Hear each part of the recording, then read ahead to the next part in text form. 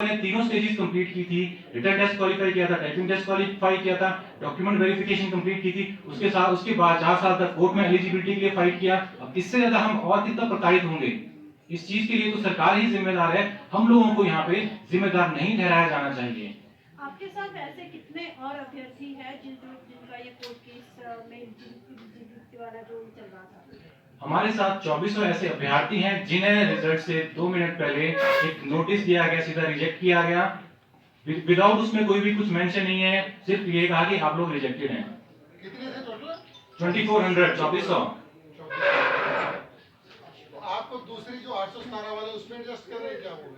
नहीं, वो उसका एग्जाम हो चुका है। उस 817 का एग्जाम हो चुका है, टाइपिंग अभी चल रही थी। 817 अंडर प्रोसेस है, बीच में स्टे लगा हुआ है, स्क्रीन टेस्ट कंप्लीट हो चुका है। उसमें क्या कर रहे उसमें तो सिर्फ ये स्टे था कि क्योंकि जो हमारी पोस्ट थी वो कंक्लूड कर दी गई थी और उसको मर्ज कर दिया गया था 817 में, तो इसीलिए उसको इस प्रोसेस पे स्टे लगाया गया था।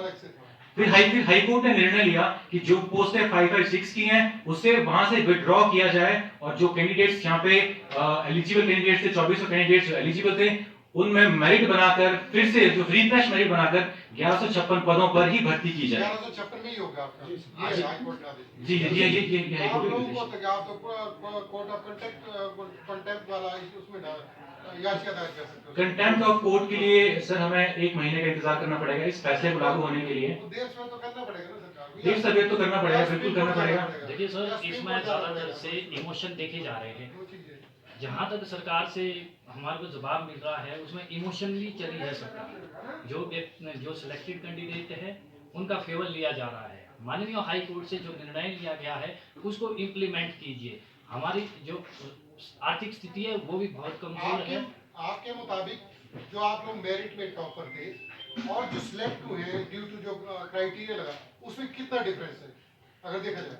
अगर देखा जाए तो हमारी जो मेरिट है, जो हमारे मार्क्स हैं, हम कम से कम उनसे 1.5 गुना ऊपर अपनी जो मेरिट है उसमें आते हैं। वो तो सिर्फ जो बचे कुचे थे जिनके पास वो क्राइटेरिया था उनको लगा दिया गया। वहाँ पे कोई मेरिट का कोई ऐसा था नहीं कि वहाँ पे कोई मेरिट बनी थी। लेकिन जैसे अगर 1156 पदों पे जो हाईकोर्ट का निर्णय है, आदेश है, उसके हिसाब से होता है, तो ऐसा नहीं है कि सारे के सारे वो कैंडिडेट्स आपके बाहर हो जाएंगे। उसमें से आपके बहुत से कैंडिडेट्स ऐसे होंगे, आधे से ज्यादा कैंडिडेट्स होंगे जो नौकरी पे लगेंगे, लेकिन कुछ कैंडिडेट्स होंगे जिन्हें बाहर होना पड़ेगा। 500 से ज्यादा जो पद खाली क्यों रखे उन्होंने? बिकॉज जो एलिजिबिलिटी का जो क्राइटेरिया वो कोर्ट में पेंडिंग था। जो हमारी एलिजिबिलिटी थी 2400 कैंडिडेट्स की, वो कोर्ट में पेंडिंग थी, इस वजह से वो पोस्ट खाली रह गई। अच्छा, अगर आपकी डिमांडें मानी नहीं जाती हैं, अभी एमसी के चुनाव होने हैं, 2022 में विधानसभा के आम चुनाव होने हैं, उनमें आप लोगों को कुछ असर देखने को मिलेगा? अगर चुनाव की बात करें, एक तो ना तो हम किसी राजनीतिक पार्टी से आते हैं, हम लोग तो सरकार के सिर्फ एक सरकार से मांग रखते हैं अपने लिए। वो तो एक डिफरेंट इशू है क्योंकि इसे हम राजनीतिक तो बनाना चाहते नहीं है। हम लोग कैंडिडेट हैं, एस्पायरेंट्स हैं, अपनी मेरिट का हकदार हैं, तो वो हम मांग रहे हैं। हम सरकार को इस विषय पे घेरने की कोशिश नहीं करेंगे क्योंकि मुख्यमंत्री जी हमारे साथ हैं। उन्होंने कहा कि हम आपके लिए कुछ करेंगे, लेकिन जो आला अधिकारी जो वहां पे बैठे हुए हैं वो जो नियम है उनमें तोड़ मरोड़ करके हमारे साथ पक्षपात कर रहे हैं। सबसे बड़ी बात है कि हम 4 सालों से कोर्ट केस में से पड़े, हमारी लाइफ शुरू नहीं हुई, हमारे को कोर्ट कचहरियों के चक्करों में पड़ना पड़ा। सबसे बड़ी चीज़ ये है कि हमने अपने घर बड़ों से सुना है कि कभी कोर्ट कचहरी के चक्कर में नहीं पड़ना, लेकिन सरकार के इस रवैये से हमें ऐसी चीज़ें फेस करनी पड़ी। और दूसरा, जब हम कल एक्चुअली हमारा क्या था कि 4 साल पहले हमारे पास कुछ भी नहीं था। हमने जीरो से लड़ाई की, हमने एडवोकेट्स किए, हमने काफ़ी सारा पैसा खर्च किया, कहाँ से किया, कैसे किया, अपनी पढ़ाई भी शुरू किया और पढ़ाई हमारी सफ़र हुई इस चक्कर में।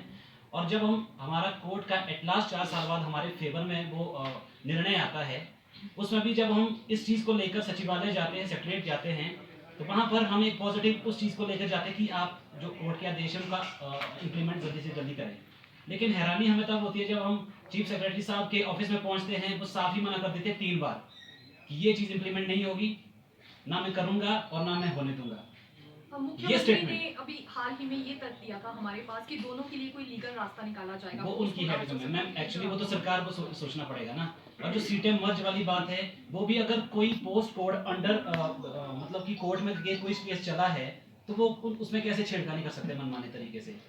उन्होंने जबरदस्ती वो सीटें आगे वाले पोस्ट कोड में मर्ज कर दी। ऐसा नहीं है कि हम उसमें नहीं है, 817 में भी हम कैंडिडेट्स हैं, हमने वो चीज़ें क्लियर की हुई है, हमने एग्जाम क्लियर किया है हमारा टाइपिंग टेस्ट भी होने वाला था, लेकिन बीच में उसमें स्टे लग गया। लेकिन हमारा मेन हक है 556 पोस्ट कोड, जिसमें 1156 पोस्टों पर हमें अपना हक चाहिए और मेरिट के हिसाब से चाहिए, जो कोर्ट के आदेश है, डबल बेंच के डिसीजन है। क्योंकि नौकरियों के लिए तो यहाँ पे आपको आपने देखा होगा हर साल